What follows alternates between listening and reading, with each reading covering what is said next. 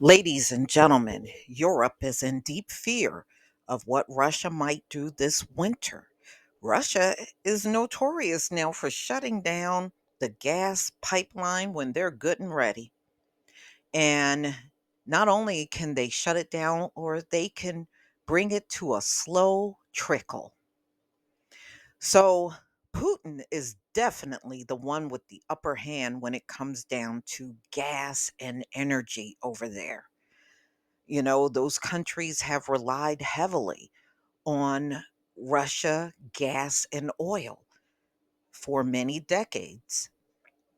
So, here's the problem I have with the whole thing. We know they're warring over there in Ukraine. I can't stand the way the US will seize that opportunity and act as if the prices must go up here in the US. And it's a bunch of BS at the end of the day. You know, they're just using any excuse to bring the gas prices up over here, and the war is not even in this land. But this is what they do because they're such greedy pigs over here. So, I have some audio I want you to listen to from the Wall Street Journal.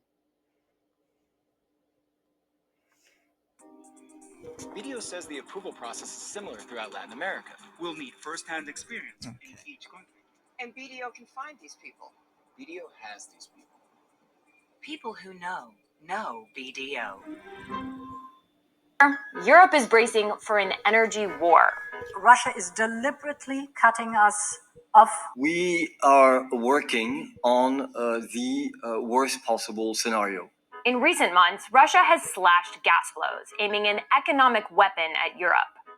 Now, leaders are preparing for the possibility that Russian President Vladimir Putin will keep gas flows at a trickle or cut them off altogether to try to gain leverage as he continues to wage his war in Ukraine. So here's what could happen and how it could affect you, whether you're in Europe or not. First, let's talk about a really important pipeline, the Nord Stream 1. It runs under the Baltic Sea, connecting Russia's prolific Siberian gas fields to Germany, Europe's biggest economy. From there, some of that gas is re-exported to other European countries. Even though there are other pipelines sending gas from Russia to Europe, the Nord Stream 1 handles about half of all piped flows to the continent. Back in June, Russia's state-owned gas giant Gazprom started reducing the gas sent through the pipeline, eventually cutting exports by 60%. And check this out. As flows were reduced, you can see that prices started to spike in Europe. Russia essentially blamed Western sanctions for the slowdown, pointing to a turbine that was undergoing maintenance in Canada and got held up there. But several European leaders didn't buy that explanation. All this is part of Russia's strategy to undermine our unity.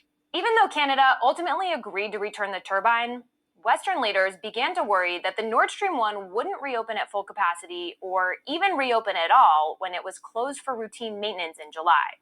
A few of the analysts I talked to say that's not some far-flung fear.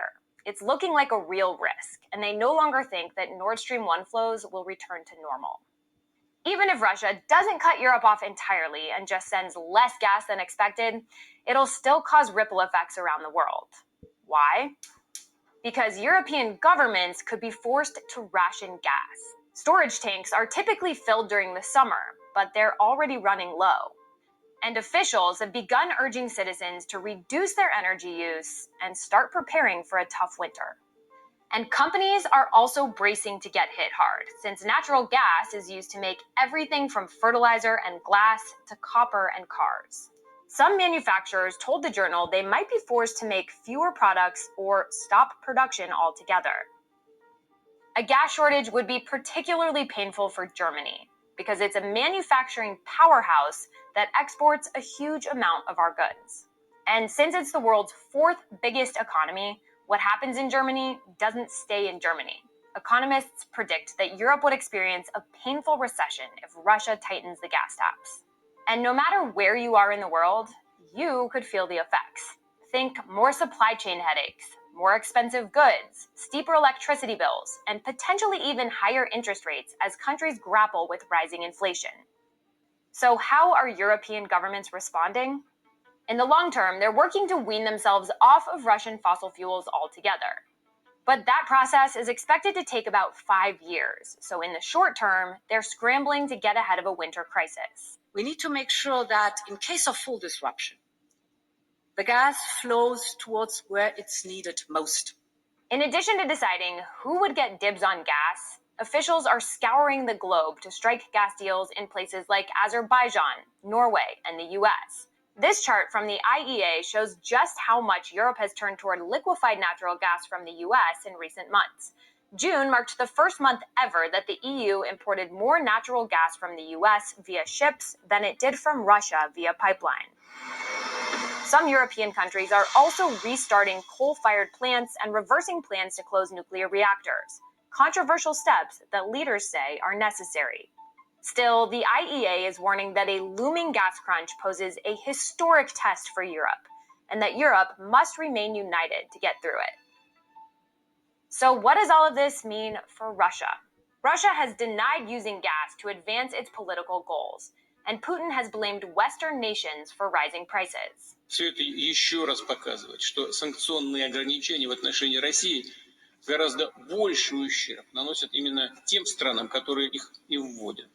Cutting gas to Europe would be a high-stakes move by Moscow. Russia relies on oil and gas sales for about 45% of the government's revenues. And cutting Europe off would jeopardize Russia's standing as a reliable energy partner. Plus, it would force Russia to depend more on China. That's why many analysts think it's more likely that Russia will send a smaller flow of gas to the continent instead of cutting it off entirely. That way, Russia could capitalize on higher prices and still deal a painful blow to Europe. So that's what you heard.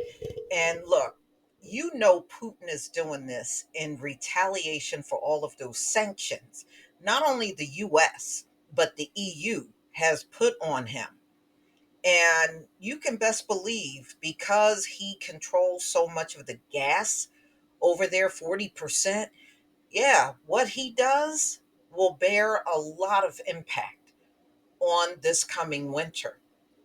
And whenever you see the prices, and this is the reason why I'm showing y'all this, if you see those prices going up in Europe, they're going to make the excuse to raise the prices here in the US. You just watch.